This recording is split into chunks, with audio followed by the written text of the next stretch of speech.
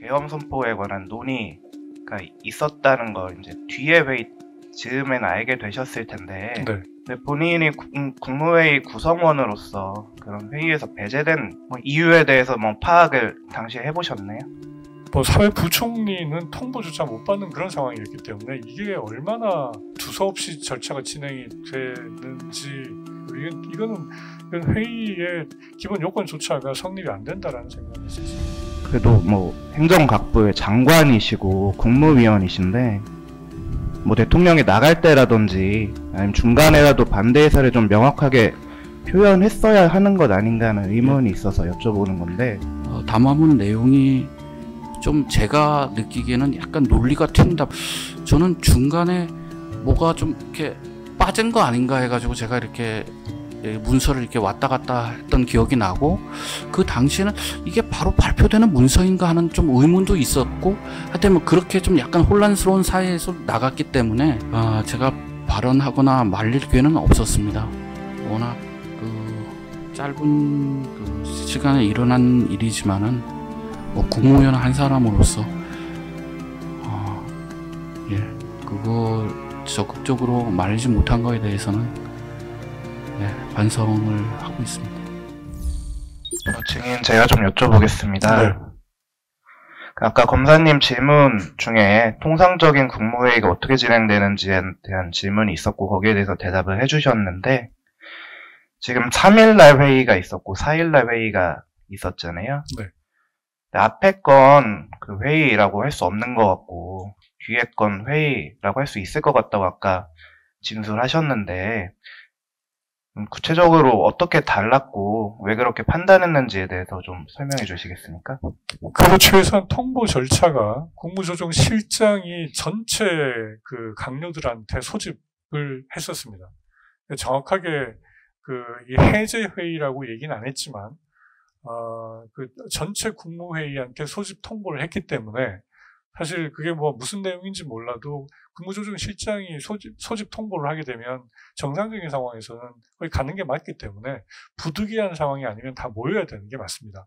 그래서 그때 이렇게 부득이한 상황 때문에 못 오신 분들이 있으나 나머지 분들은 많이 왔었던 걸로 기억을 하고 있고, 그래서 최소한 소집 통보 절차는 앞에 있는 거하고는 너무나 차이가 나고, 앞에 있는 거 이건 말이 안 되는 상황이었다라고 저는 지금도 생각을 하고 있고, 그 다음에 최소한 국무회의 의결을 할 때 의안 번호 놓고 해당 부처 장관이 제안을 하고, 그 다음에 그걸 이제 주재하는 총리가 그걸 채택을 하고 의사봉 두진 절차 같은 것들이 약식으로나마 진행이 됐었습니다.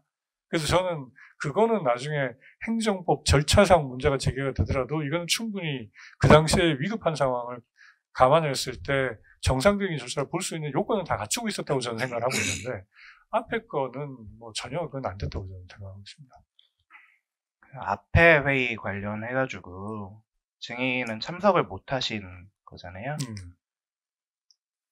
근데 계엄 선포에 관한 논의가 있었다는 걸 이제 뒤에 회의 즈음에는 알게 되셨을 텐데, 네. 근데 본인이 국무회의 구성원으로서 그런 회의에서 배제된 경위나 이유에 대해서 파악을 당시에 해보셨나요? 아니요. 말씀드린 것처럼 사회 부총리는 통보조차 못 받는 그런 상황이었기 때문에 이게 얼마나 좀 두서없이 절차가 진행이 되는지 그냥 정황을 그냥 이해만 했었고요. 사회 부총리는 통보도 못 받는 상황에서 저는 가다가 중간에 아무 말 없이 돌아가라 그래서 또 돌아온 상황이다 보니 제가 딱히 뭐라고 또 얘기를 할 수는 없는 상황이고, 이거는 회의의 기본 요건조차가 성립이 안 된다라는 생각을 했었습니다. 지금도 마찬가지입니다. 이상민 장관이 조태열 장관에게 항의에 대해서 어폐가 있다 이런 취지로 얘기를 했다고 아까 진술을 하시지 않았나요? 아니요, 저는 그건 들은 바가 없습니다. 피고인하고 비상계엄 관련해서 사후적으로라도 얘기해 본 적 있나요? 아니요, 그날 비상계엄 터진 이후에는 뭐 대통령실하고도 저희가 거의 그 모든 제 연락 같은 건 다 단절이 됐었고, 총리하고도 제가 마지막으로 얘기를 했던 거는 대행이 되시고 나가지고 하기 전에는 그날 잠깐 지나가는 기억에 제 옆에 앉아서 아까 말씀드린 것처럼 이거 어떻게 된 상황입니까? 라고 했더니 그렇게 이해가 안 된다 본인도. 근데 하여튼 간에 이게 빨리 이렇게 해제가 돼서 천만다행이다. 빨리 이거 지금 해야 되는데 왜 사람이 안 오냐, 뭐 이런 얘기를 잠깐 나눴던 그 기억만 제가 가지고 있고요. 그 이후에는 뭐 따로 또 저희가 뭐 이렇게 연락을 하거나 이럴 수가 없는 상황이었기 때문에, 따로 뵌 적은 없었습니다. 그때 잠깐이었는데 그게 정확히 언제인지 모르겠고, 아까 보니까 CCTV가 있는 것 같은데 거기 나와 있는 그 시간입니다. 그거 이외에 뭐 4일 이후에 이렇게 얘기해 본 적 없다는 없습니다. 말씀이시죠? 할 수도 없었고요. 예, 저희가 뭐 제가 몇 가지 좀 확인차 여쭤보겠습니다. 네.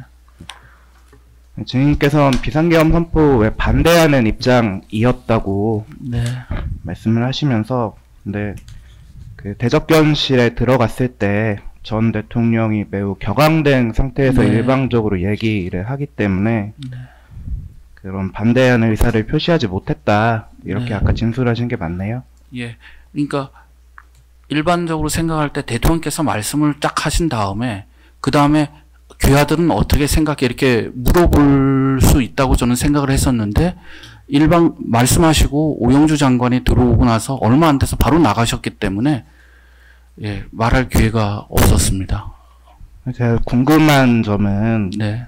그래도 뭐 행정각부의 장관이시고 국무위원이신데, 뭐 대통령이 나갈 때라든지 아니면 중간에라도 반대 의사를 좀 명확하게 표현했어야 하는 것 아닌가 하는 의문이 있어서 여쭤보는 건데, 그때 당시 좀 구체적인 뭐 격앙의 정도가 어땠는지 좀 구체적인 상황에 대해서 말씀해 주실 수 있을까요? 톤이 좀 높았고요.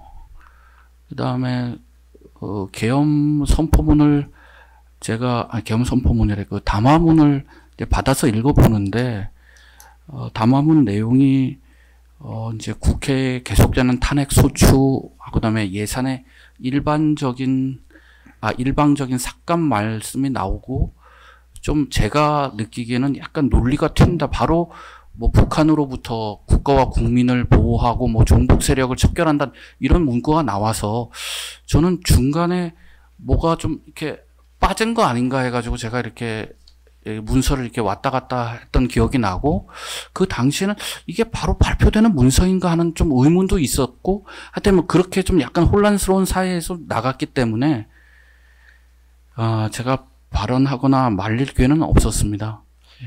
그 당시 대통령이 뭐 평소에도 그렇게 좀 격앙된 상태로 뭐 회의를 진행하거나 하나요? 뭐 그렇지는 않았습니까? 네. 그날 아침에 조찬 모임하고 국무회의 하셨잖아요. 네네.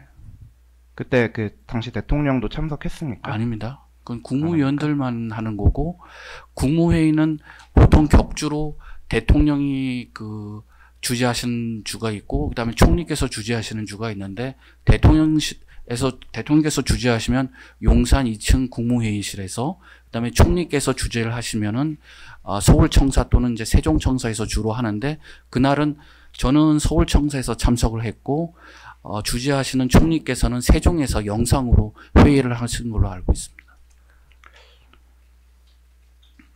보통 뭐 국무회의든 그런 회의 끝나면 참석자들이 서명을 합니까? 저는 그게 아마 자동 서명되는 걸로 알고 있습니다. 아마 아까 그 규정을 제가 오늘 처음 보긴 하는데, 그렇게 모든 국무위원들의 부서가 필요한 안건은 거의 없었던 것 같고, 그 다음에 보건복지부 만약 안건이라면 제가 이제 제안 설명을 하고 통과가 되면 아마 자동적으로 그게 제가 관계 국무위원으로서 그 부서가 되는 걸로 알고 있습니다. 제가 별도로 이렇게 사인해 본 적은 없었던 것 같은데요. 뭐 수기로 종이에 뭐 서명해 본 적은 없다는 거죠? 비밀 문건의 경우에 한두 번 있었는지 모르지만 통상적으로 일반 안건에 대해서 별도로 이렇게 서명하는 절차는 없었습니다. 아마 자동적으로 전자 서명으로 이렇게 되는 걸로 알고 있습니다. 그 당시 대통령이 비상계엄 선포하러 이석했잖아요. 네. 그 이후에도 국무위원들이 꽤 남아 있었던 것 같은데 네. 그 계속 남아 있었던 이유가 뭔가요? 아니 일단 회의가 공식적으로 종료가 안 돼 가지고요. 그러니까 회의가 종료가 되지 않았기 때문에 좀 남아 있어야 된다 이렇게 생각을 했고 또 대통령실 실장과 수석들이 들어오기 때문에 또 무슨 말 또 하실 그게 있는지 해가지고 그냥 앉아 있었습니다. 그 회의가 종료됐다고 하려면 보통 뭐 주재하는 사람이 뭐 여기까지 하자 뭐 이렇게 종료 선언을 해야 되는데 그게 없었다는 얘기인가요? 예. 그럼 중간에 그냥 이석한 겁니까, 대통령이? 그러니까 이석을 하셨고요. 근데 아무도 회의 종료는 하지 않았고 다시 들어와서 회의를 하셨고 그 다음에는 이제 거의 이제 뭐랄까 회의가 끝나는 분위기라서 저는 10시 45분 경우에 나왔습니다. 뭐, 더 물으실 거 없으시죠? 네. 마지막으로 한 가지만 물어보겠습니다. 네. 뭐 시간적 여유가 있었든 없었든 간에 정의는 그 비상계엄 선포 전에 그 국무회의라고 하는 그 모임이 있었던 거 아닙니까? 그죠? 네, 맞습니다. 네, 그리고 그 위에 어떤 일들이 벌어진 걸 다 알고 계시죠? 네. 네. 정의님 뭐 그와 관련해서 하고 싶은 이야기가 있습니까?